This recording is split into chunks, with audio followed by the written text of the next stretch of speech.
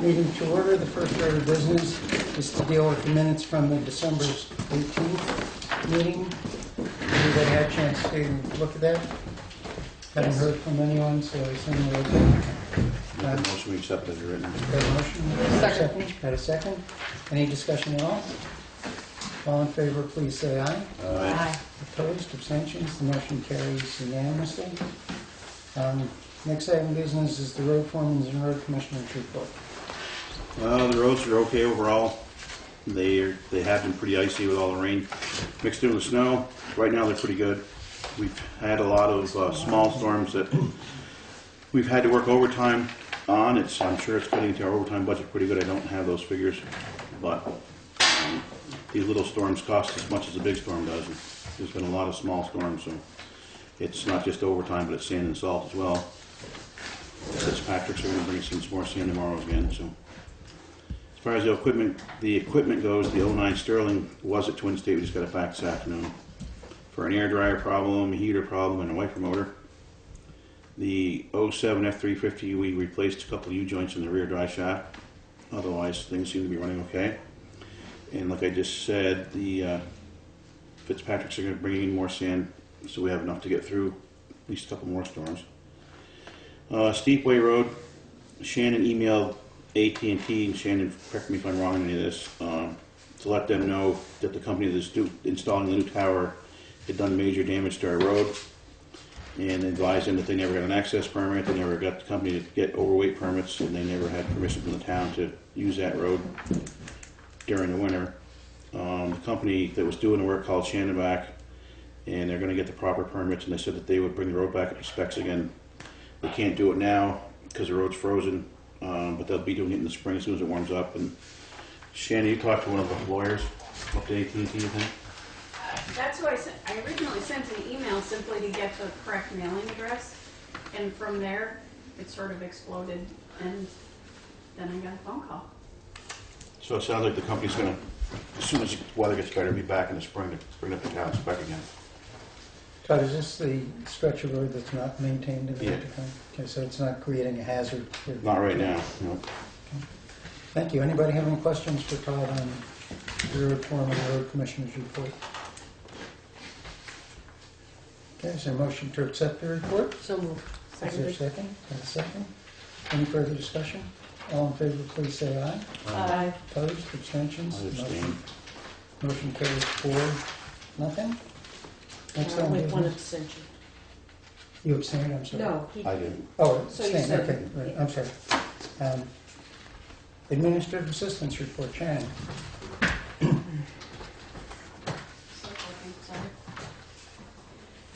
Let's see.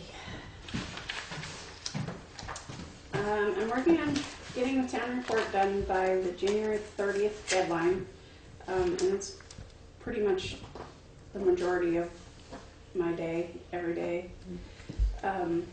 The warning for town meeting can be approved after January 20th, so the board may want to set just a very short special meeting to approve it so that I can get it into the town report, because we won't have another meeting before the deadline for printing.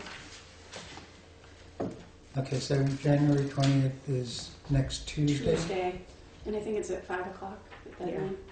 there has to be, the articles, if we need to add one by petition, is at 5 o'clock They have on until 5 Tuesday. o'clock. Yep. On Tuesday, so. So does it make sense for us to try to schedule something at 6 o'clock or the next day? Doesn't matter. I don't even really need to be there as long as I'll have it for you and Okay. you can sign it. What's the board's pleasure? A quick meeting to approve the warning. Just come in at, everybody come in at 6 and, That's next Tuesday. yeah. Remind me, and I'll do it. Okay. That's what your pen and. So next Tuesday makes sense for folks? Yes. So At next 6. At 6. Tuesday, January 20th, 6 p.m. And Shannon, we can just take minutes and say whether what we have, if there have been any Sure. additions. Yeah, I'll have the clean copy ready for it. I may still be sitting there typing, but. Okay. Okay. Solid Waste Management Workshop. VLCT is offering a workshop in Montpelier on January 28th, which I'll be attending along with Chris. I've responded to the one material finding that we had in the audit. I signed the representation letter, which were the only 2 requirements left to be able to receive the final audit. So I expect a copy that doesn't say draft any day. Jen, just for public information, so we have it on tape, can you just summarize quickly what the material finding in the audit was? Yeah, the balance sheets, the account reconciliations didn't match. It's so basically the numbers in the budget, according to and what the auditors have, didn't quite match. Yes, here, we'll read it.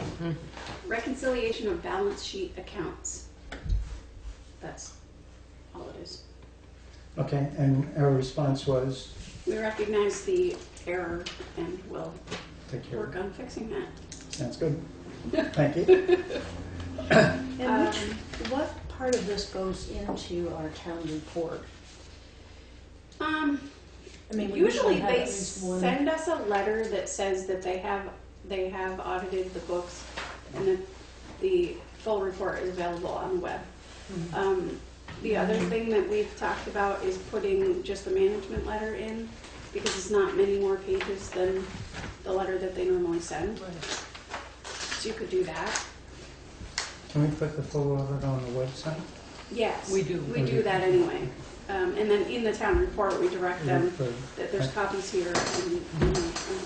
And for those that don't have a computer, they can come here, pick them up if they want. Right, they can get up here. We need to make sure, they're usually lodged in the town clerk's office, so we need to make sure we get copies. Let's see. Still got last year's.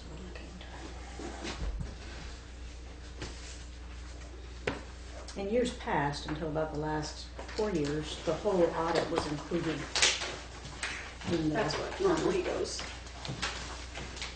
This is just, we're auditing the financial, but if you do the other sections, it gives you a little more detail. The management. Right, you could just put the Management. management letter in. What's the board's pleasure? Would you like to put the management letter in there? So it would only be two. To refer three people pages, to it the wouldn't be website crazy. of the town clerk's office to see the full report? Yes. Okay. Do we need to take any sort of formal action on Nope, that's fine. it? Okay. Let me just write it down so I don't forget. And then Greg's not here, so in the town report, the last couple of years, we were, or at least we thought we were directed to not put the names of the people in the delinquent tax report. And apparently, the memo that was sent to us in 2012 was misread or misunderstood. So what we should have been doing is putting the name and the parcel number, but not the amounts. And like Greg said, it's a strong recommendation by the state, but it is not a requirement. It's not a requirement to leave out that It's other. not. We can do it any way we want to do it, really. But the recommendation But is the the name and recommendation parcel is number. name, parcel number, but not the amount. Anyway, I attached his email and the applicable statute. Okay, let me just read his email out loud so we have it on the record, and then I guess we need to take a motion on how we're going to handle it. Hi folks, I'm not purposely leaving Mike out, I don't have his email. I hope to attend the meeting tonight, but I'm expecting a new grandchild at any time, and believe it or not, that's more important to me.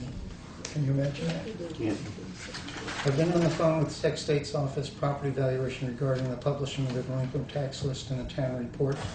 In 2012, a memo was sent by Bill Johnson, who is no longer there, recommending towns not publish names and amounts owed. The recommendation is to publish names and lots only. What we did was lot numbers and amounts. As was pointed out to me in the phone conversation, it would only take minutes to identify the owner, thus defeating the recommendation. I've spoken to Shannon on all this, but want no one to feel I'm going behind someone's back. The statute is 32 section 3102 J and K. I hope the powers that be will consider returning to names. It was made clear to me that no town has to do this. It's only a recommendation by the tax department. Interestingly enough, the recent state-published top 100 delinquent taxpayers was not received well by the tax department, but was mandated by the legislature. It lists only names and not amounts. Thank you. Sorry for the grammatical errors, Greg. So it sounds like a reasonable approach is to publish the names and parcel numbers, but not the specific amounts. How's that going to affect, Shannon, the work that you've already done in getting that in shape? Can you take that same? I mean, seriously, you're talking. It's work that's already been done. Yeah, I had it done, but it's okay. I can. You just delete the amounts. Now I gotta add the names back. See, we deleted the names. Open ship and parcel meeting. But it is doable now? Okay. All right, anyone want to make a motion that we show the delinquent tax list with names and parcel numbers on it? So moved. Second. Got a motion and a second. Further discussion? All in favor, please say aye. Aye. Opposed? Abstentions? Okay, motion carries. Anything else that we should be aware of, Sharon? I don't think so. Okay. Thank you very kindly. We have no scheduled members of the public, unscheduled members of the public. Anybody interested in sharing anything to me? Okay. New business, we have a certificate of highway mileage that we need to submit. I take it nothing has changed on this time. No, it will when we give up lunch breaks, but we haven't given that up, so it should be same. Okay. Same as last year, right, Shane? Yep. Okay, it says if there are no changes in mileage, check the box and sign below. May I have a motion to approve the certificate of highway mileage for the year ending February 10th, 2015, which represents no changes in our highway mileage? So moved. Second. A motion and a second. Further discussion? Does that need to be then given a copy to the town clerk? I mean, somewhere I just think Yep. there's, You have to sign at the bottom of this town. Yeah, okay. town clerk signature. Any further discussion? All in favor, please say aye. Aye. Opposed? Abstentions? Motion carries. I'll pass this around for signature.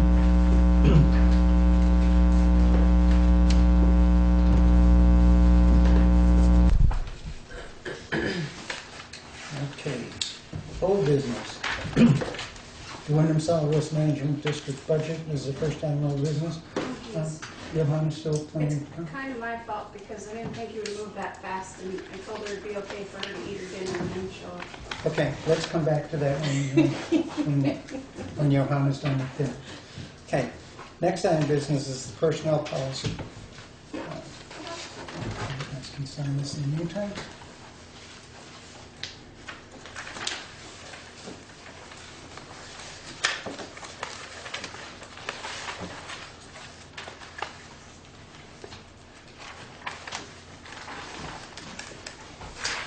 Okay, each of us should have a clean copy of the personnel policy. Sharon, you want to walk us through this so that we can do it as efficiently as possible? So I gave each person a marked up copy and then a clean copy so that it'd be a little easier to see the difference, but I'll just go quickly through the changes that I made. The first one is on page 2. I simply changed the table of contents to match the heading because they didn't match before. One said oral and one said verbal. Page 3, I just changed there was a new heading in the document, so I just changed table of contents to match. It now says drug and alcohol use as opposed to drug testing, which was the old Yeah. one. Let's see, then if you jump to page 5,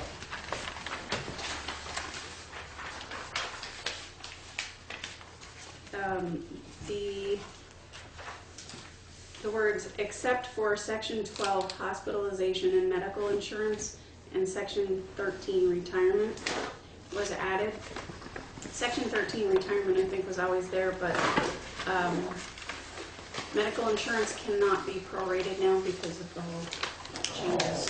So we had to add that sentence to say that health insurance is not prorated. Okay, so the practical issue there is if we have an employee who's working at least 20 hours, there's no proration Of health insurance, correct. Yep. And And that's by law, right? Yeah, and that's over an extended, kind of consistently, rather than 1 week somebody did 20 and 3 weeks later did 20. yeah, they have to do a consistent 30 hours per week to be eligible. Wait, I don't understand that. You just said they have to work a consistent 30 hours a week to be eligible. To be considered full-time, it's Oh, to be 30, considered- yep. But we can't prorate if it's a part-time employee. 30 right? minutes. I'm sorry. This is talking about 20, up to 20 hours. That's just simply saying there's no That's proration. really. Yeah, Okay, so what it means really is that any employee we have is eligible for the full health insurance benefit regardless of the amount of time they're working. no. Okay. It so- means we're not going to give you partial payments towards health insurance if you're part-time. Until you are 30 hours. If you work 30 hours per week Oh, okay, so consistently, unless then you you would work be 30 eligible. hours a week, you don't get health insurance. That's Thank you. great. Okay. Everybody all right? Yeah. It is, it's confusing. It is. And that was the sentence they said to put in. Yeah. Hey, let's do it. Page 11 is the next one. In the old policy, it just simply said, the town of Newfane sexual harassment policy is hereby made a part of this policy by reference. The recommendation was to put the sexual harassment policy directly into the personnel policy. So that's what I did. And wasn't it? Yeah, that's good. Okay, so the language here is exactly what was in the standalone policy before. No, it was updated because ours was very outdated, so Okay. I went with the one that is being used now. Okay. Um, Being used now is the one recommended by VLCT, is that what it is? Yeah, there's one, the state of Vermont has. Oh, the state itself? Yeah. Okay, good. Thank you. Yep. So that brings us to page 12. And so by law, you're supposed to have a specific person that you can go to. So direct supervisor, Todd as road foreman would be a direct supervisor. And I would say for zoning or me, who I think really are the only employees, would be the select board chair. So that confused me a little bit because you'd have to update this every year, every time you have a new chair. So Why can't they you, want a why can't, specific name rather than title? Yes, because this is so that if somebody needs it, they're being told who to call and how to get in touch with them. Gloria, you're going to ask a question? well, that was going to be my question. Which I don't have a problem updating. I mean, you can make that part of the agenda of the organizational meeting every. Exactly. Yeah. That's what I was going to suggest. So just on the clean copy, Gary, I would put your email address or. Okay. Now, most likely, Shannon, this is never going to occur, but what if Todd were accused? To whom would I somebody think go? it might even address it in here somewhere. If the supervisor is the person, then I there's think I some read other. that too.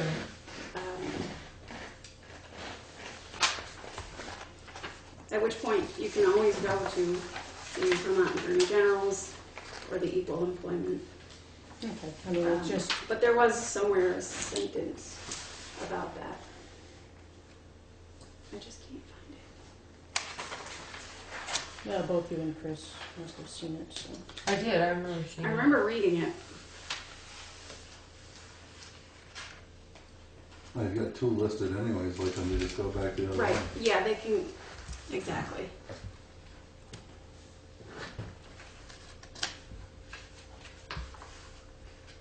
I can't remember where, but anyway, your other option is to call the Attorney General's And office it's anyway, stated so, in here. yeah. So that's that, I'll fill that in, And you give specific yeah, names. yep. The next one is on page 14, that, infamous overtime and Oh my gosh, here we go again. because 1.5 and we 15. really need, by law, we need to update this policy now. I left it as it is, and when things quiet down, I think our personnel policy committee could re-meet and fix those things, but for now, I left it as it is. I was gonna say, because I thought last year we did. Well, I thought we tried, but then it still didn't work out the way we thought. So. Was that What the is it? whiteboard scene? Yes. That was the whiteboard. I was gonna say, well, it didn't, why didn't it? No, there's still confusion. The treasurer's still confused. Every time I read this, I still get confused. It's actually reading exactly the same as And part above it. I think future boards are gonna be confused too, so. Two holidays that we're supposed to be getting paid like double time. If you read this, it reads exactly the same as regular overtime. Yeah. That's what needs to be And I think changed. that's what we concluded So I last year at the board meeting. think it really needs to be looked at carefully, and I think the language just could be worded better to be much more clear. What is it that the board last year thought that it wanted to do? You guys were over it. Well, it seemed that just specifically Thanksgiving and Christmas, if anybody was required to work, they were going to get 2.5, essentially, instead of the 1.5. So And we that's what the changed it. board, is that what the board wanted to do, or what would have That's the No, way- that's the way it had been. That's the way what it's it been. looks at the moment. Back when Joe Mandel, Peter Reese, and those guys did that, Dan Wall. So I do think that, In a nutshell, just to refresh, since we're right on it, on those two holidays, the employees get paid. correct. If they have to go out to work, okay, and they work whatever the constraints are by how many hours, they get paid time and a half For those hours. for those hours. So the clarification is really clear. If there were no snowstorm, no reason to stand or anything like that, the guys get paid for the holiday. Right. They get a normal day for payment. Should they have to go out to do any work, under the confines of whatever we have in there for overtime for that nature, they're at time and a half. I think the confusion was that they might be at 2.5 times. And it is confusing because the reality is, for an 8-hour day, if they worked 8 hours and then some, they are going to get 2.5 for that 8 hours of work holiday. And the confusion is, if they went 14 hours of straight plowing and so on, they're still on time and a half as they always are. So you just split it really easily. We pay them for the day anyway, no matter what happened. You do that already anyways, with any holiday. Right, Right. right, That's why exactly. it's the same. Exactly. So the question is, Those two, Thanksgiving and Christmas, that board decided that if a town employee should work that time, they should be compensated more for those two holidays Then another holiday. than any other holiday. Okay. That's why it was supposed to be 2.5 times. So if you're, say if you're making $10 an hour for regular pay, and just make it simple, instead of just overtime, you're getting 15 more hours, you're getting $25 for the day. Right. So for what each hour? what you're really looking at is a person getting a total working in that 8 hours of those two holidays of 3.5 times. Because if they're getting 2.5 times, meaning instead of their normal time and a half, it's now 2.5 times, plus the 8-hour regular day. That's a technical payment of 3.5 times the wage. You only get paid 8 hours for the holiday. Yeah. And that starts your overtime. because it's an 8-hour holiday. Yeah, I think Shannon. We can work on it. Just here, Shannon's Yeah. suggestion is good, let's leave it as it is. We can And work then on the wording. definitely It's just a matter of getting the wording set. Right, And get right. our heads wrapped around it. Yeah. It was Let done me ask back one in more like question though, before 2007 or we leave this. In that previous paragraph, which deals with all the other holidays, any full-time hourly employees required to work on a legal holiday shall be paid at a rate of 1.5 times the regular hourly rate for each hour worked. Okay? If the intention is for Christmas and New Year's for it to be 2.5, Christmas and Thanksgiving. you know what I say? Christmas and Thanksgiving, 2.5. Why can't we simply say any full-time employees required to work on Thanksgiving Day and/or Christmas, no matter when they fall, shall be paid at 2.5 times the hourly rate? That would make it a lot clearer. But that was what it had been interpreted as. If you read those two, they read exactly the Paragraph same. before I would- doesn't say you get your holiday pay. Right. Paragraph before doesn't say, It reads exactly the same, You basically. get if your start holiday reading. pay. Right, It just leaves out getting holiday. right. Have we run this by any attorney at No, and that's VLCT? why I said, Let's do no, we that. just leave it Let's skip as it this. is. And because that doesn't need to be changed to, You already get paid, You know. so you get paid another But time. what I don't, I think it's a good idea to run it by, though. What I don't understand about it is, Well, right, good.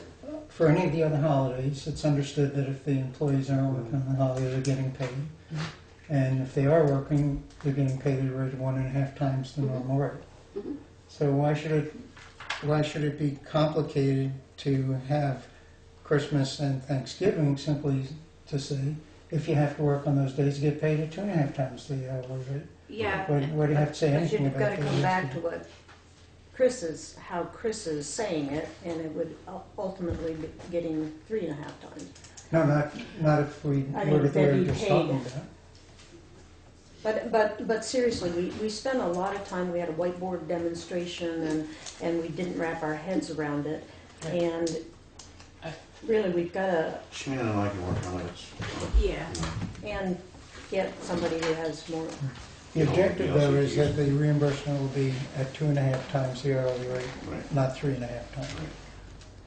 Okay, frankly, I don't see the difficulty in making that language change, but if This everyone's whole confused, policy let's see. really needs to be completely revamped. So the point of this is just to get what we need to have by law in there Mhm.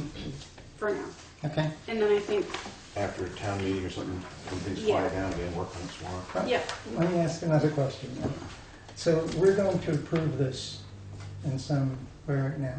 If we approve it the way it's sitting here, a logical employee can expect to be paid 3.5 times for the work he's doing on Thanksgiving or Christmas. If the intention is 2.5, why not change the language? We're gonna have to put it past an attorney anyway and make additional changes, but at least we'll be clear. See, that this the year, intention because is Maureen 2.5. didn't understand it and I couldn't really get the wording wrapped around it, we only got paid 1.5 times. We never got paid the extra. But see, in that instance, if this I think policy to me, said, it's written, it says it written below it in the next paragraph. It's just the way it is. Read the next paragraph down. we're trying to talk now. On number one, you're going on, it says a full-time hourly employee can work Thanksgiving Day or yeah, Christmas Day. that's what we're talking No matter full, shall be paid the regular workday plus 1.5 times the regular hourly rate. It does say that. Okay, so it's the 2.5 That's just what it total. is. that one seems clear. It's the one above it that doesn't say you get your regular holiday pay. And truly, Todd. Well, you maybe that's haven't just for the been regular paid. holidays, though. It says Exactly. any other holiday but the two that got listed below it. Right, Listed so below would it. that mean That plus that. if you had to work on a holiday, you wouldn't get your holiday pay? You're supposed to. Right, That's that's why what you I have mean. 11 unpaid holidays. And that's the way she's always done it. She's just done it the same regardless of what holiday it is. Well, any other holiday, you don't get the added extra day, you just get the overtime, right? No, we get the, No, You you get get the a holiday They Yeah. get holiday the 8 hours and, holiday and time and a half. and whatever time they work that holiday at time and a half. Yeah. So if I'm owed $10 for the holiday and I come into work, I would be paid how much if I put in a regular 8-hour day? that's where the things get a little funny. Okay. If That's if why we have a if I board didn't have to member. come in at all, I get the $10 because it's the You get holiday. the holiday pay, yeah. Okay. And normally, for any other holiday, I'd be paid at 1.5 times the rate, so I'd get $15 for those holidays. For Christmas and Thanksgiving, what does the board want me to be getting if I have to work as a total? Do you want it to be 2.5 times my normal rate, which would mean I'd get $25 for that? Or should I be getting the $10 that I would have gotten if I didn't have to work plus $25? It seems to me the intention is the $25, just like the intention on the other holidays is the $15. If that's the case, then I what, believe that was our conclusion, was it not?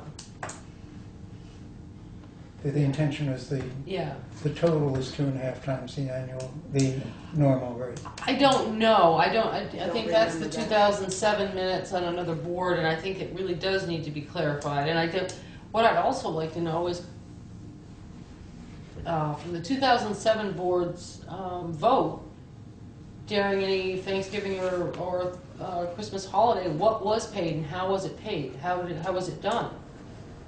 So that they're clear on, continuity. But truly, Todd, you have not been paid. Consistently, you were paid just as though it was any holiday. Right, yeah.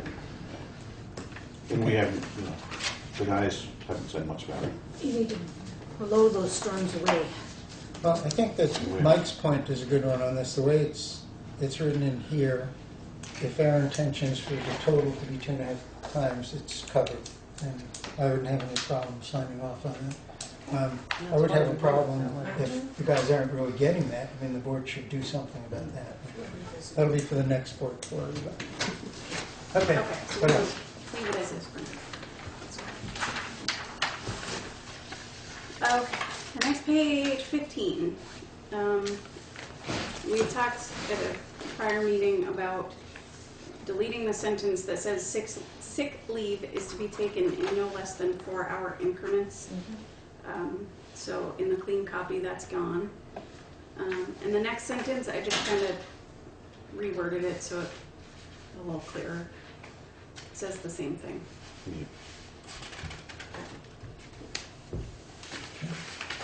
Any questions? Okay. Then it jumps to page 18.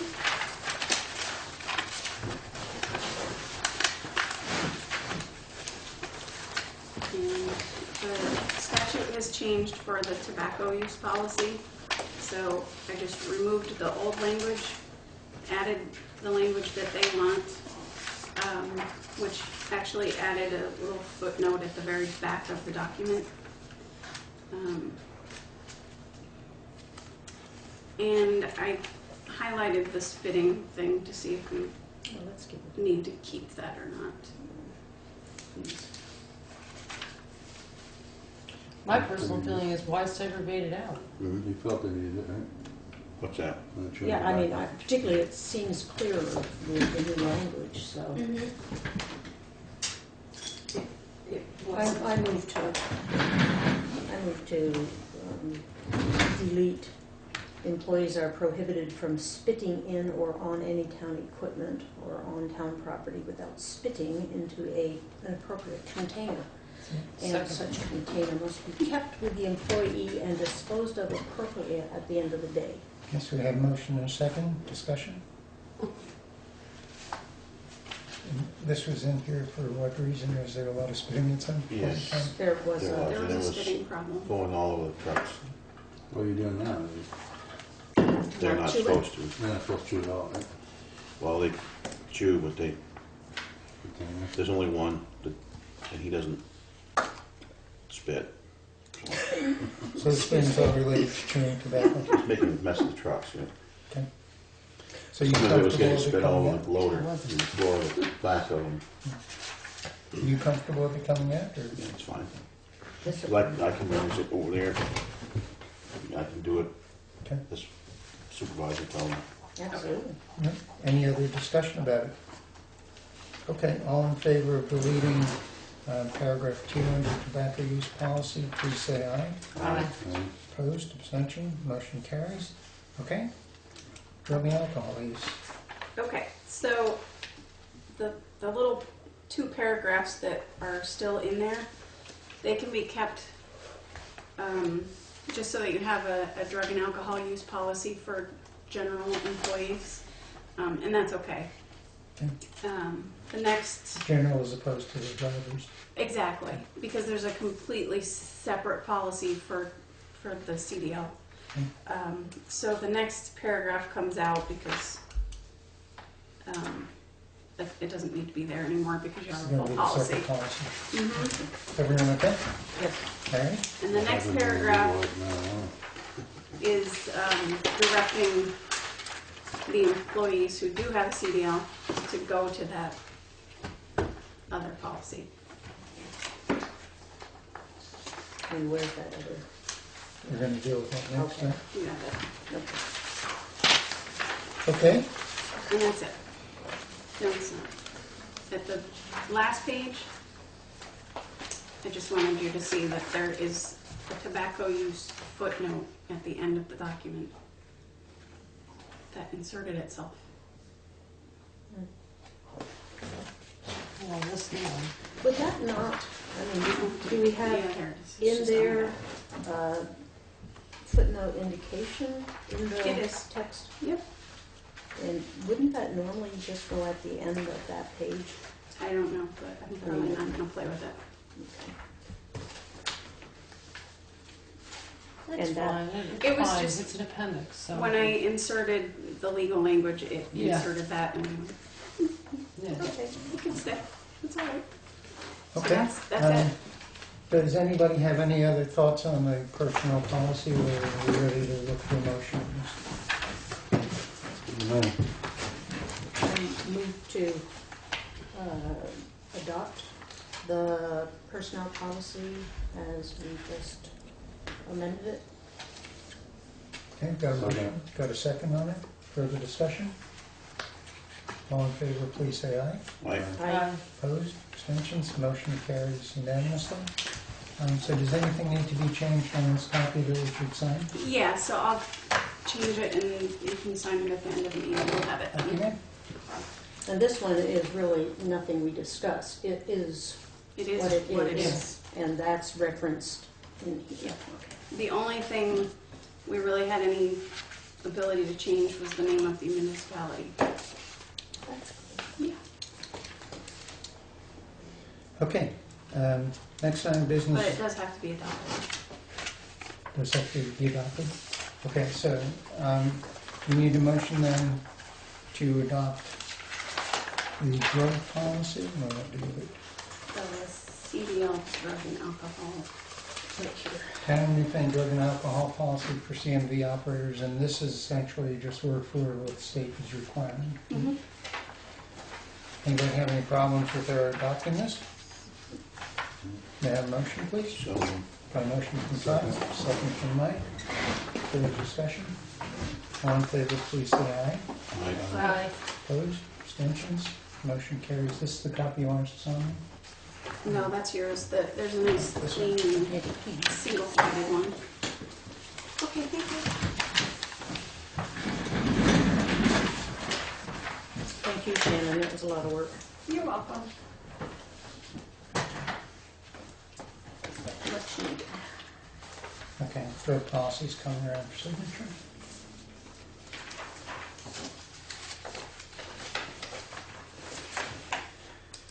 Okay, next item of business is conflict of interest policy. You'll recall in earlier meetings, we had asked Shannon to take a stab at coordinating the conflict of interest policy that we signed off at the organizational meeting with the suggestions that were made by the charter committee related to conflict of interest, for which we had advice from the state that would be better served putting it into a policy than into a charter. Larry, I just wonder why we're doing this since our minutes state that that's tabled until after the charter vote? I wanted to raise it again as chair, and the board can Okay. decide what it wants to do. Okay? Just so that we made sure we're absolutely certain that we didn't want to do something, just in case we could do something with it before the end of this term. I asked Ken to take a cut at the conflict of interest, simply including the pieces that weren't there previously rather than change the rest of the language. So Shannon, could you just show us what you did on that? And then the question I'll ask the board is this something that would be comfortable in modifying our original one for this year, knowing that the next select board will do whatever it wants, or not? I don't, Yeah. So, it's too soon. in an effort to save myself some time, I looked at the new language and the old language, and for the most part, they were pretty similar, except for the, what is now Article 8, multiple offices, which is the only change I made. Which reads, an officer or employee of the town shall not run for election to the position of select board member. An officer or employee of the town who is on the select board at the adoption of this policy may remain until the expiration of their current term. Is that something that's typical in other conflict policies? No, 100%. Oh. But that was from the charter.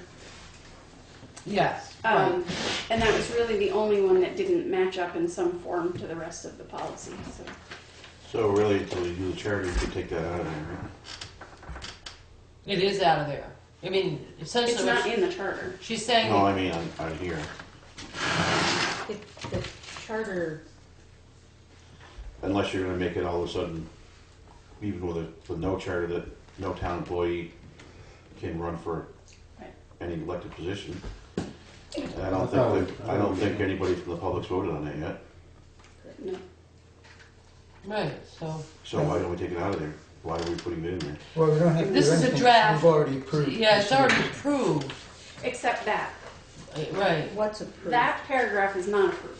Our conflict of interest policy is an approved policy on Yes. file. But not with Eric This Blaine in is it. a No, draft no, revision. But it's a This would draft, be- this is a draft revision where you don't have it exactly, or do you? Exactly as our conflict of interest, with this being the only addition? Mhm. Okay, thank you. Yeah.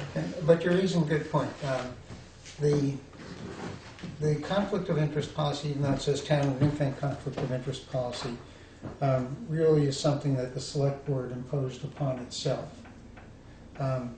So if this other issue is a significant one, multiple offices, I'm not sure that we can impose it on the rest of the community as opposed to just on ourselves. But I wonder if, since it was something that has been brought up by the committee, and at least to me, there's some logic in having something like this someplace, if we might want to consider adding an article to the warning for the town meeting to bring it before the people and see what they think. And if the people say, no, don't mess around with it, then the next select board can simply do whatever it wants to with the rest of the policy.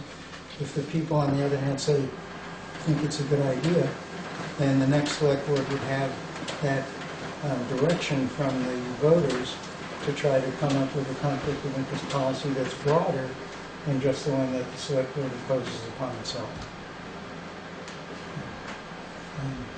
What do you guys think?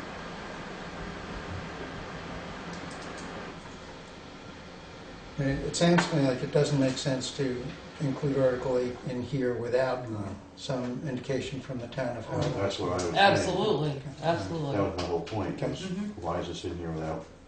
Well, it was for this very purpose, to Right. generate the discussion.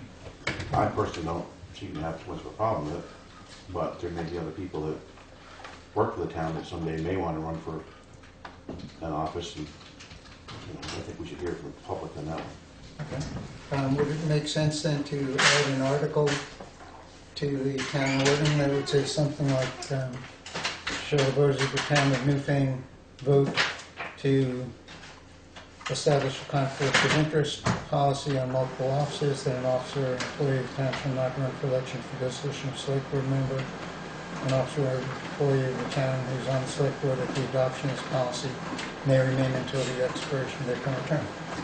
You can't do wording of policy, because that's, You're actually going to be voting on that during your charter vote. No, it was removed from the charter. That was the reason that I thought we needed to discuss it separately. and I guess my question, Gary, is, let's say, for example, the select board chooses to put the article on, and it passes.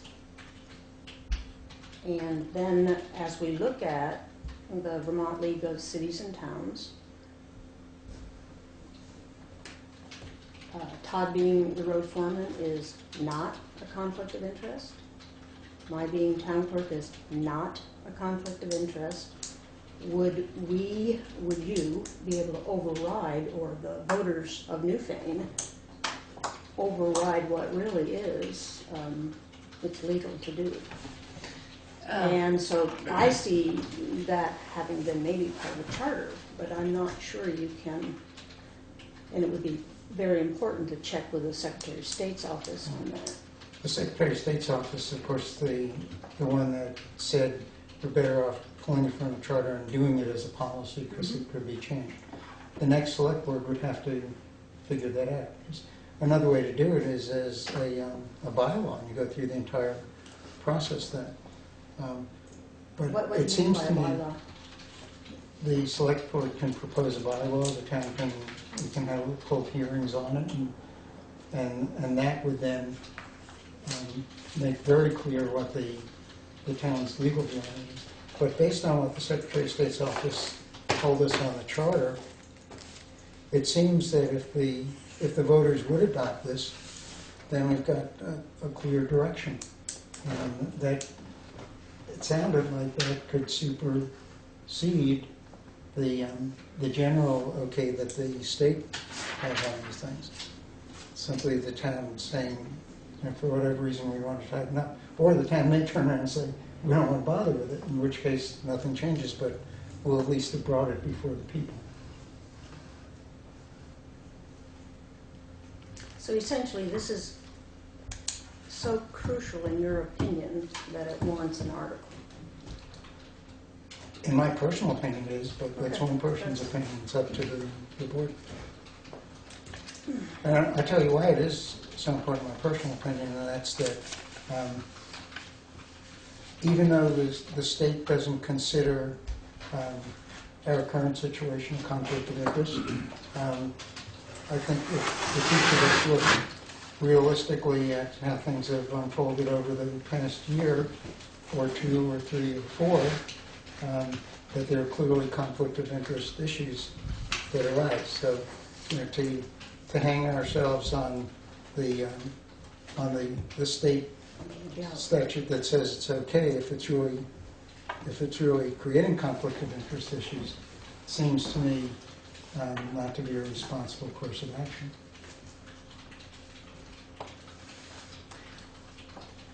I would entertain that this board have some, not VLCT, not Secretary of State, legal counsel on this.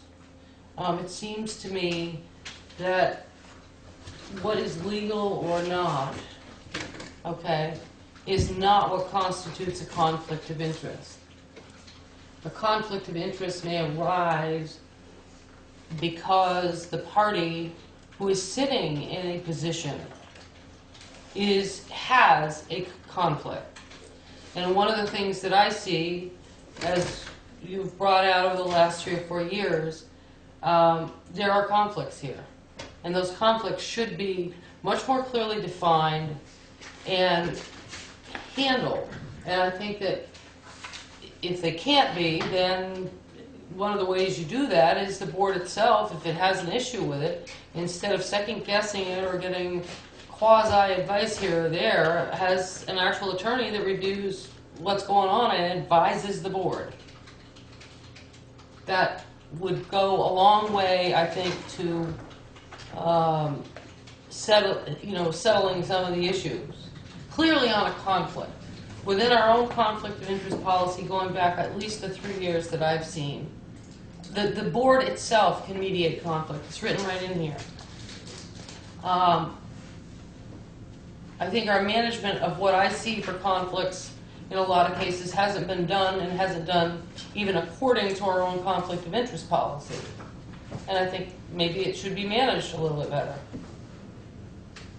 An easy way to do it would be to write a bylaw or write something in, but we've had some very clear conflicts here and they're not well defined, and I think we can say we need them well defined. So let me ask a question then. I think it always makes sense to get legal advice on these things if we can. As a pragmatic matter, we have 2 more meetings of this board, plus a special one next Tuesday. And if it did make sense to do it as an article, we'll have run out of time. Next Tuesday is the midnight hour on this thing. So if the desire of the board is to get this notion in front of an attorney, it seems to me what we'd be doing is saying, we'll have this attorney's report available for the next board, and you guys can do what you want to do at that point. Precisely. I think that is a super idea. So that's what we'd be doing. We'd be asking for attorney's advice on whether this makes sense for the town, or you can even use a specific language to test on the attorney. That's what we need to find out. And then if the attorney says yes before the end of the year, we'll simply leave something for the next board that says, look, we looked into this. You guys may want to take a look at it. It's been an issue, da-da-da-da-da. Okay? Do we need a motion to do that? That way it wouldn't go in as an article this year. Right. Right. Be as a recommendation to us. Right. So the motion would be, do we want to ask an attorney to look at this language and advise us on it? It's fine. Okay. Someone want to make a motion? I will make a motion that the board procure the services of a town attorney for review of the conflict of interest policy, including language specifically referred to as Article 8, as well as some direction to even a new coming board on how to handle these conflicts. Okay, we've got a motion. Is there a second? Got a second? Further discussion? All in favor, please say aye. Aye. Opposed? Abstention? Abstained. Okay, 4 in favor, 1 abstention. Is this something we should give to one of the existing attorneys who does work for the town, or is there someone that anybody's aware of who deals more specifically with this sort of stuff? I don't think it's so crucial that Shannon should look into it now if it's for a recommendation, because she has so much work to get things done. I think Shannon can speak for herself, actually. I think, Shannon, if we could, if the recommendation from that attorney that we are using currently says no, then could you find us, have a recommendation given? Mm-hmm. Thanks. Okay. By when? Chris, by when? After we're done with putting the town report. That's what I was Yes. implying. Okay. Okay, but what we're going to try to do, though, is have this done in time so that we have something that we can leave for the next board Yes. that tells them Attorney Jones looked at this and here's what she had to say about it. Okay? Anything else we should talk about on the conflict of interest policy? Are we going to adopt this one? We don't have to do anything because we adopted one during the organizational meeting that didn't have that language in it. Yeah, This was just for discussion purposes. So should we make the motion to table this until we get attorney's advice? No. Well, we already have one on the books. This is just cleaned up of what we already have on the books. So the conflict of interest policy is the same one it was last month. Okay, let's go back to the WSWMD budget, because Johanna has joined us over here. Sorry, I'm No problem. We have other stuff that we were able to play around with in the meantime.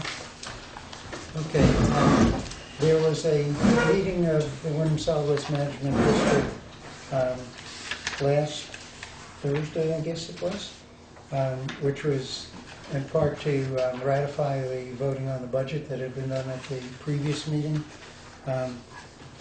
We as a board had decided before the vote was cast the first time that we wanted the vote to be cast as no. Johanna as our representative did that, even though her own personal view was something different from that. For the ratification of the vote, we had sent a memo to, what's his name, Spencer? Robert Spencer. Robert Spencer, telling him that we wanted the vote to stay the way that it was, that the board hadn't made any change in it. Johanna and I actually had a telephone conversation that afternoon, out of which I thought that there was an agreement that the vote would not be changed. At the meeting, apparently, for some reasons, Johanna decided to abstain rather than cast the vote the way the board had asked. So I was wondering if you might be able to explain to us why you chose to do that rather than simply ratify what we decided in the first place. Well, as I said last week, my understanding from the Secretary of State is that I am not obliged to vote as you tell me to vote. And I think you send me to the meetings down there so that I can represent the town and choose what I think is best for the town, given the information that I hear when I'm there. And from what I've heard, I didn't agree with voting no on the budget. And so rather than vote yes, which would have been totally contrary to what you had asked me to do, I chose to abstain. I understand what you're saying about the Secretary of State's advice. But from another perspective, what that did was it took your vote of conscience and superimposed that and made it supersede a decision taken actually by a unanimous vote of the elected officials of the town. And as a result of that, our town was not represented the way that the board intended it to be represented. So the question is what we have on Wyndham Solid Waste Management District now the kind of representation that you guys are comfortable with and want to continue, or do you want there to be some sort of change? Change would mean basically that we'd be thanking Johanna for her help so far and finding another representative who would reflect what the decision of the board is. Well, I think you should also ask the question of, am I representing the town or am I representing the select board? I think that's also a And valid really, question. Gary, we've talked about this in several meetings.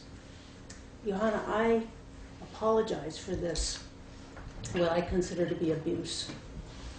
And Excuse me, Gloria, you can have any opinion that you want. thank you, and I just did. This is a board that voted by majority in a I particular way understand. for the town as the town's elected officials. You don't have to agree with it right now. You can say anything that you want about it. I'd like to hear from the rest of the board. If you guys feel that nothing should be done about it, then we just drop it. If you feel something should be done about it, then we should do something about it. Well, I know we all did vote to have it say no, and I mean, we're representing the town, right? But I mean, I don't know where you just Right. got off by saying it's abuse, Gloria. I don't, how's that abuse? Because she has 3 more, we have 3 more meetings, and we're suggesting that she be dismissed because she didn't obey.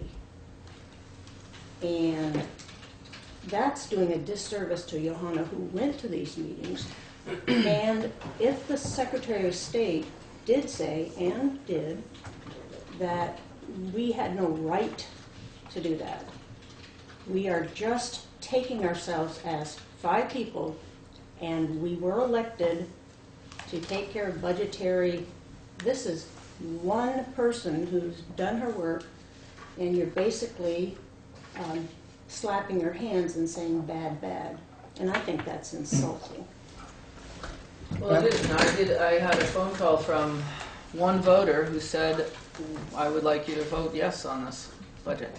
Yeah. The only person who has expressed their opinion about it was someone who said that they supported the budget. The city of Brattleboro had a similar situation where their representatives' view of what should be done was different from what the select board's view was. The select board voted, and that representative said, okay, I disagree with you, but it's a legitimate vote of the board representing the town, and I'm going to vote the way you told me to vote. Well, I think myself, by abstaining from it, she didn't vote for it. Correct. It wasn't a yes vote. That's the way I look at it. And I think it's hard to get people to do these things for us. Maybe the board thinks that we have a problem here. I personally don't, but because if she'd voted yes, then I would have said, well, then I really wanted to find out why she voted yes. But by abstaining from it, she didn't vote yes. Basically, it wasn't a deliberate vote yes, she abstained from it. So, and like I said, it's hard to get people to do these things. I mean, we look for people all the time to fill these positions. You've got somebody there that filled a position, spends time doing these things, and I don't know, maybe I'm wrong, but I don't have as much of a problem with it, I guess, as the rest of the board does. I don't know if the rest of the board does have a problem with it. It seems to me that if you have 5 elected officials who are supposed to be representing the town, ask someone we appointed to a position to vote a particular way on something that we think is important. You guys were at the meeting with the rest of the town, so this wasn't something that just was pulled out of thin air. It was the result of concerns raised by a lot of towns that we should be able to expect that the representative represent what we've decided. And the issue here, I think, was a very important one, and that's that there are a lot of questions related to the district and to the new law and to the budget and all the rest of it. And we're simply trying to get people's attention, say, look, it's not business as usual. We want to look into this a little bit more. And that was the decision that the board made. If I might make a point, this board, under a unanimous decision, which meant all 5 of us, brought the matter under consideration. We said no, whether we were right or wrong, it doesn't make any difference. In the minutes of our meeting, unanimously, we said no. We did not want to vote for Wyndham Solid Waste budget. That vote was carried by our representative, who said, I don't agree with it, but I'm carrying, as the representative, the voice of what this board said. Now, the only thing that I can see that happened is there was a ratification of that vote. Once again, there was no meeting of this board, there was no further discussion. The facts are, we unanimously said, as a board and on behalf of the town, for whatever reasons, right or wrong, no. You moved with that. When the ratification for the vote came up, all of a sudden, we came out with a letter to say, look, there was nothing, no basis of law, rule, conversation, or otherwise, or further vote that changed that. There was no static difference between where we were to where we ended up. And I feel, personally, by a vote of abstention, it was a vote of non-representation. Because we didn't change what we said. So by abstaining, it was, you might not as well have even gotten in the car and gone down there, because we would have been not present. That's my feeling on it. And personally, when I received new information, for example, we had not checked to see, we had no idea, I had no idea and I was part of that decision. So if I knew then what I know now, I would not have voted for it. So there have been decisions by the select boards that suddenly get overturned because, whoops, we made a mistake. We didn't have, I just said, No, there was but- no group but meeting. In other, I'm just saying, in other, there's been overturning Sure. within the same board, and you have said, whoops, we made a mistake twice, so we're gonna change it. So, to me, I would have voted differently. Because I Yeah, think but how we she, come up with a no vote anyways? Didn't you guys go to a meeting? the And reason, Guilford and you guys come back and the reason was that, suggested that yes, we go no. but So that's why we did it. It's again, not just where we said no. we didn't have the understanding, I didn't have the understanding that our representative could not be commanded by the board. And that whole meeting's intent that I saw was to get us to get people to vote no, so that the budget would go back under discussion. And Correct. the thing is that if we wanted to be part of a budget discussion, then we should have been going to those meetings. And Johanna went and understood and said for the good of the town, she would have voted yes. She didn't, and so as Todd said, you know, it was a neutral, I understand, but she had the right to do it. No, I can understand the right to do it. And there are clearly situations throughout governance where that happens and is intended to happen. You vote for a series of electors for president. When it comes time for the electoral college to cast its ballots, those people legally can do anything that they want. There's another issue here, though, and that's the issue of playing it appropriately with the town. If you have an elected select board, and we may have made a mistake. I'm not saying that the select board never makes a mistake, far from it. But we did have a vote where, for good and valid reasons, the select board did unanimously, and you can say you wouldn't vote that way now, but that was the decision that was made, that we wanted that vote to be no. And what we have is a situation here where Johanna, as a civic-minded citizen, in good conscience, decided that she disagreed with the select board's opinion. That's fine, and I'm even willing to acknowledge that that she may have had a legal right to do that. But my question for the board is that the way we want our representative to be representing the town? If the board is, the elected members of the board unanimously come to some decision, is it okay for, let's say I was the representative to Solid Waste Management District, is it okay for me to say, no, in my judgment, we shouldn't be doing that? I understand you guys voted unanimously on it. Tough. My opinion on it is, and forgive me for this, but I really feel representation is representation. I may well have misunderstood what you were saying, but what I got out of this meeting that you came to us is, look, I don't pay any attention to the budget. I listen to the people that have been there the longest and kind of follow whatever they do. I think that was pretty clear. Well, I mean, I wouldn't say I don't listen to the budget, but there are people there who I trust who are very knowledgeable about this. Understood, Johanna. No. One of the things that I think we brought up more than the budget itself is we got Act 148. There's a lot of changes here. Exactly. Okay, we're only 5 members. These faces right here will change. Yes. Okay? A representative is to do just that.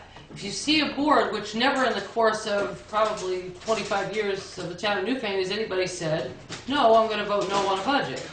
For one thing, it was almost 6%, where most towns were trying to hold at 1.5%, 2%. So that just right off the bat.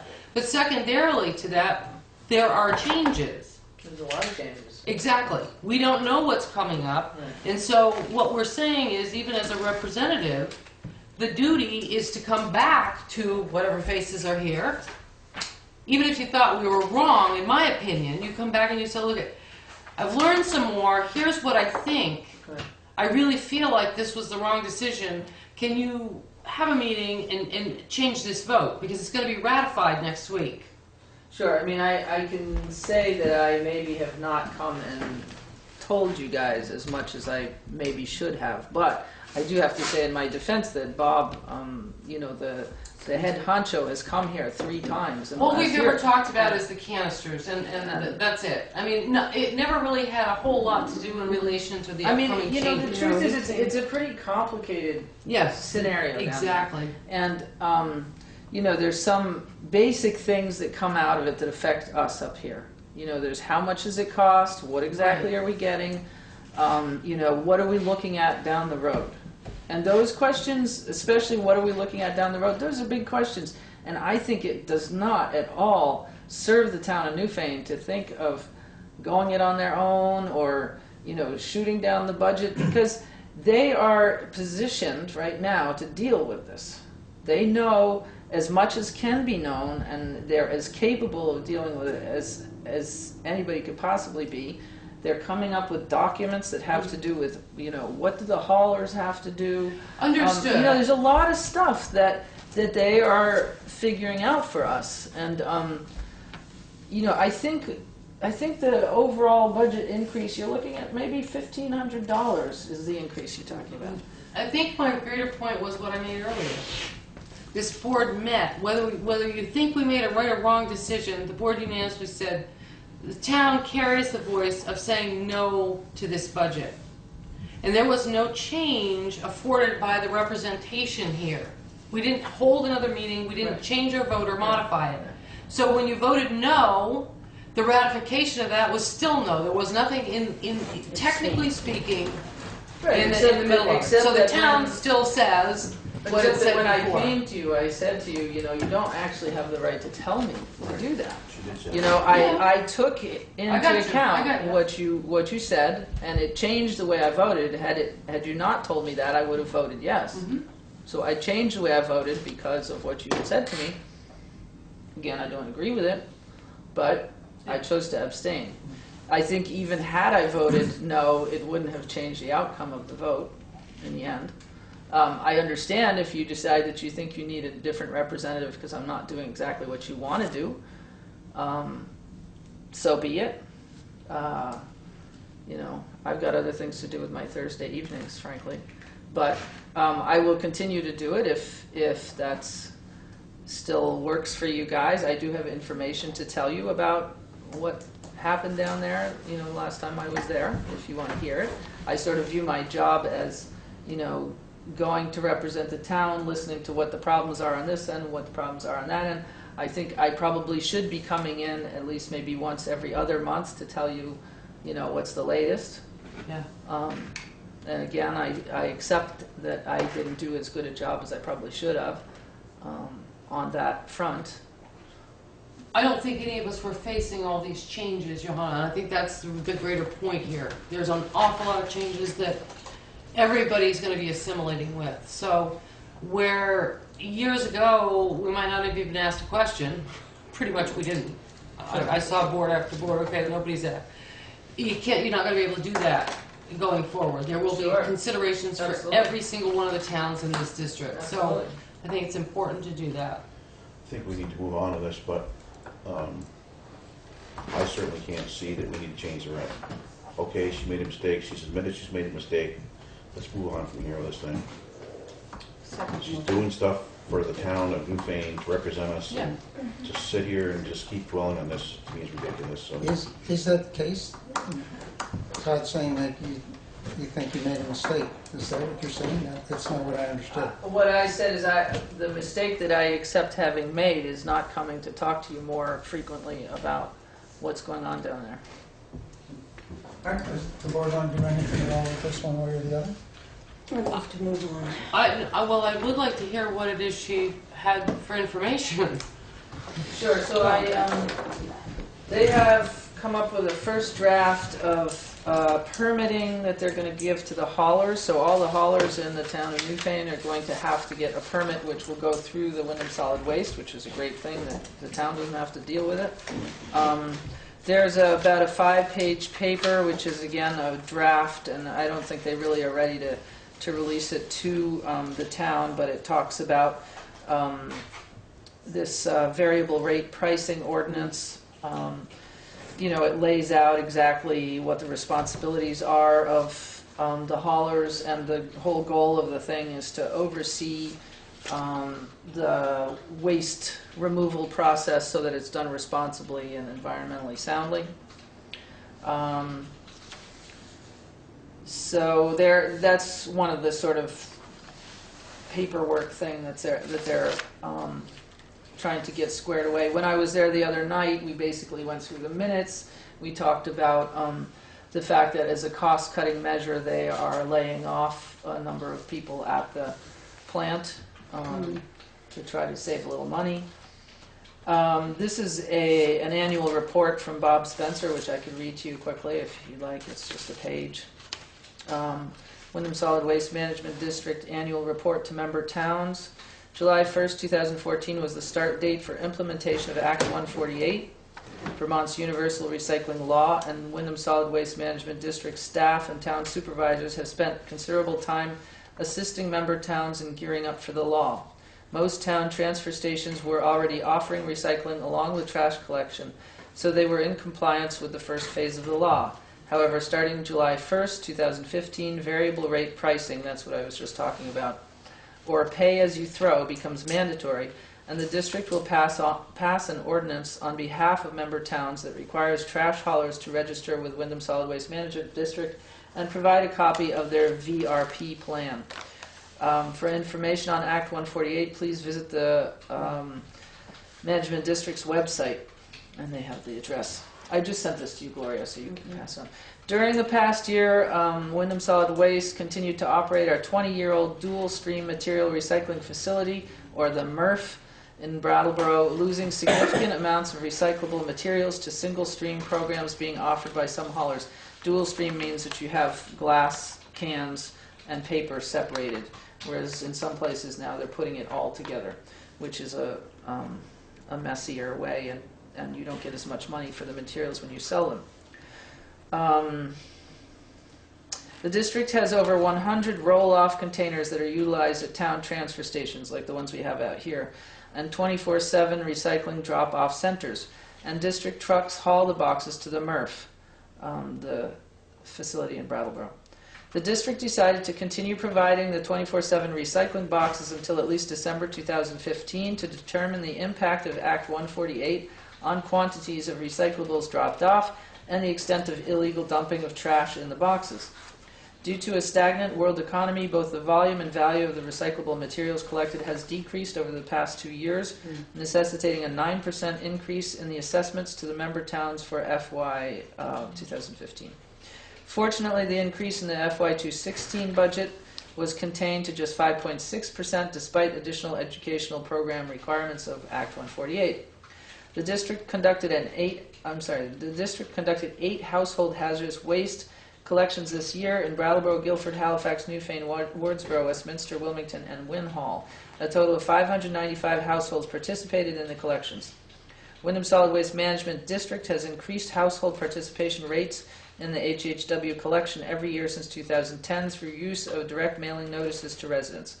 Act 148 eventually requires that 4 of these collections per year be offered in each town. That's not going to be cheap. Yeah. In May 2014, Wyndham Solid Waste Management District joined the Vermont Paint Care Program, which provides free recycling of leftover paints, primers, coatings, sealers, stains, shellacs, waterproofing, and rust preventatives. We now offer year-round collection at our Brattleboro Convenience Center so that residents no longer have to wait for a hazardous waste collection event to recycle leftover paint products. The district continues to grow its composting facility, which accepts food scraps and non-recyclable paper from the town of Brattleboro's residential curbside collection program, the only such program in Vermont. By 2020, curbside residential food scrap collection will be mandatory.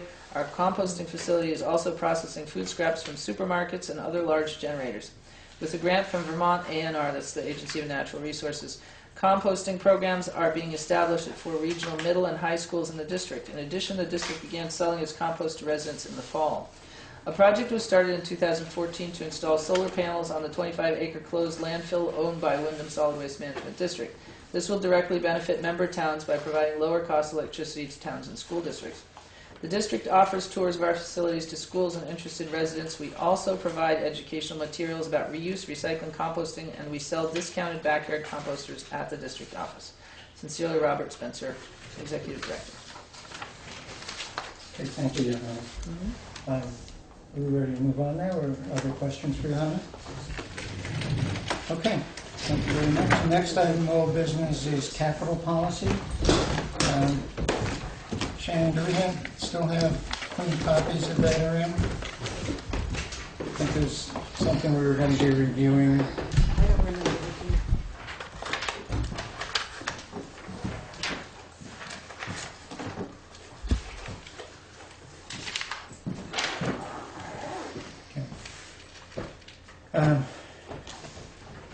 What does the board want to do about this? This is the last of those policies we need to okay? Okay.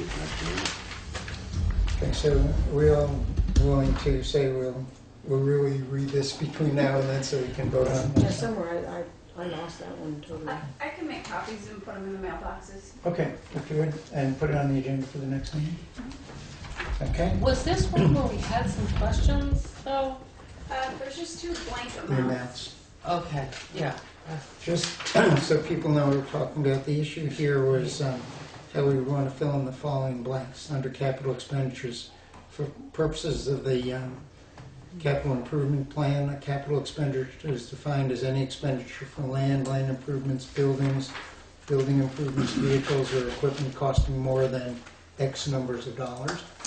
And any expenditure for infrastructure, roads, bridges, water, and wastewater distribution and collection systems costing more than X numbers of dollars. So we need to fill in those 2 blanks.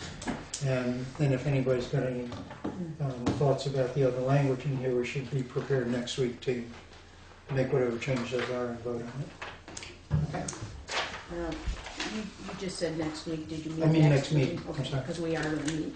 Yeah, no. And I meant at the next meeting. Was there any other old business that we should be dealing with?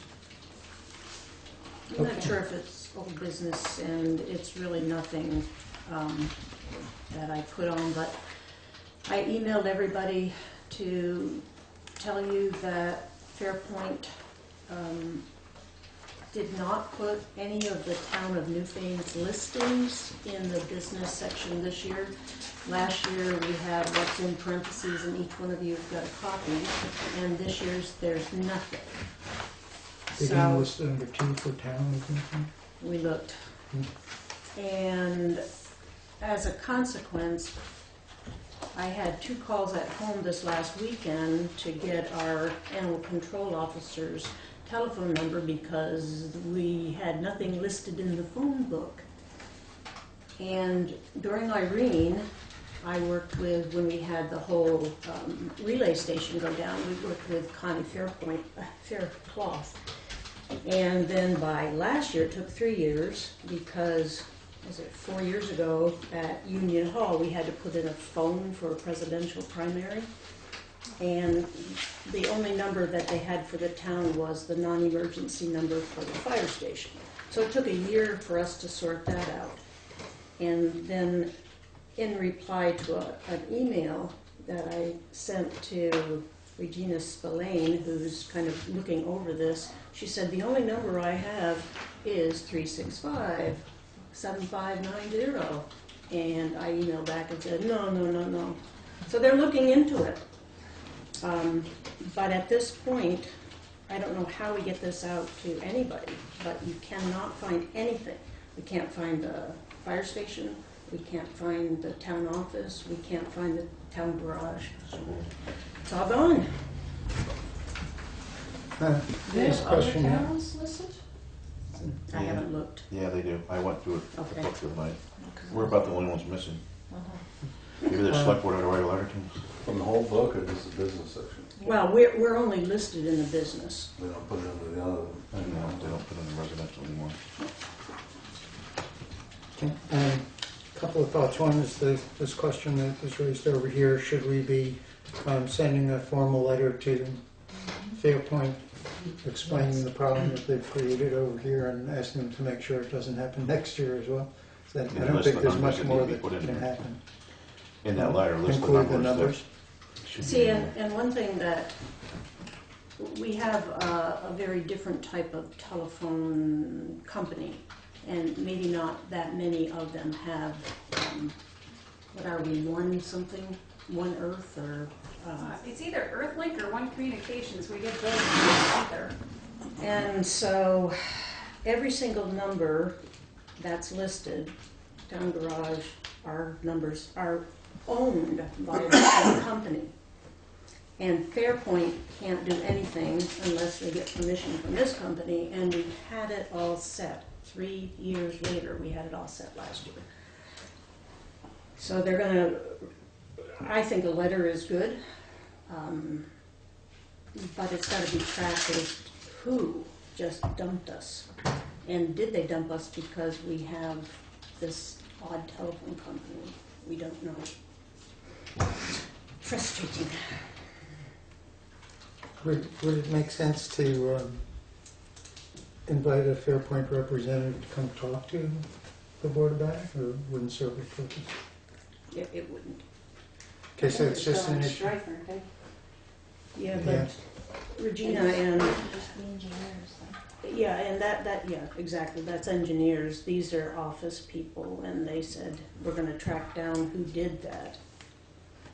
But, Okay, well, would you like to work with Shannon in drafting Yeah. the letter so we make sure we get what we need into it? Is that okay with the board? Okay.